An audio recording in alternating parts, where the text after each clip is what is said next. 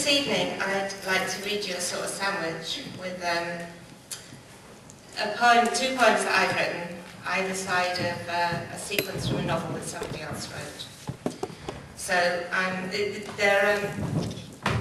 they're all on the theme of change and how we cope with it. So the first one I want to get over with nice and quickly. I've had people grumbling at me at the past Arts Cafés for making them cry. So I'm going to do this one fast. This is the most solemn one. I promise it gets a bit lighter after this. And Ian, you need to look away now. Okay. Just towards the end of last year, a friend of mine lost her husband quite suddenly, quite a young husband. So obviously a terrible situation in all sorts of ways. But what I'm going to read you is what happened to us the day we got the news. And when we actually heard about Peter's death, my son and I were smashing up an old shed, which we thought was going to be really, really easy to break because it was really old and decrepit. And in fact, it proved really, really hard.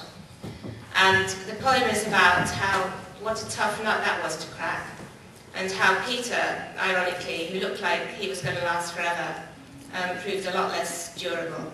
So I kind of moved between what was happening with the shed and a very sort of particular and personal memories of Peter. The way he loved everything American, the way he had a really cool navy blue Beamer, a Harley Davidson, and all our sort of memories of him and the shed at the same time. It's just called Peter.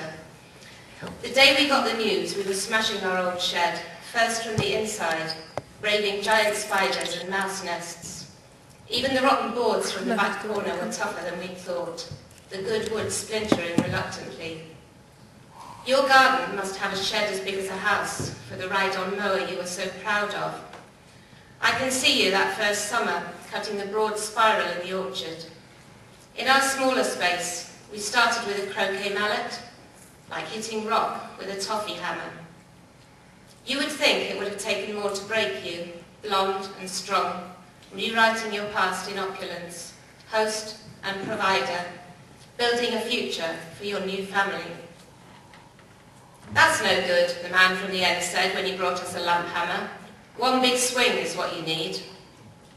Larger than life, our escort through the roadworks on the Harley, choosing the coolest music when you put us in the Navy convertible, sharing your glamour with us on the way to Audley End.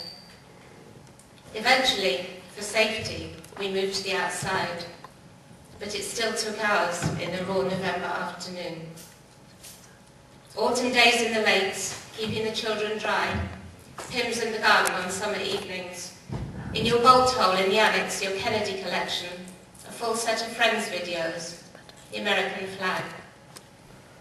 Underneath, we uncovered huge sleepers. How on earth would we move them? We turned them over. On the inside, there was nothing left.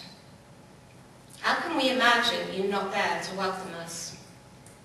Our new shed at the bottom of the garden looks as though it will last forever.